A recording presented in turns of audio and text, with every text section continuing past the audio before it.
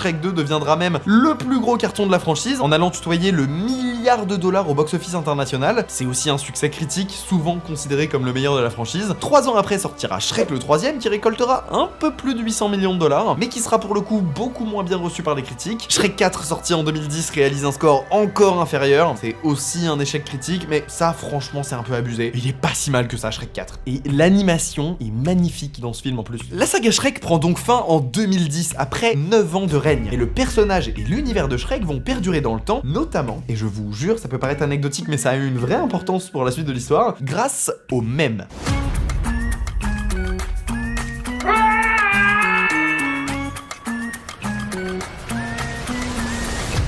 Ouais, si vous avez un peu traîné sur internet ces 10 dernières années, vous avez forcément déjà vu passer ce genre de truc. Ce regain d'intérêt plutôt ironique à la base, envers Shrek, va pousser des milliers d'internautes à s'intéresser premier degré à l'histoire de la création de Shrek.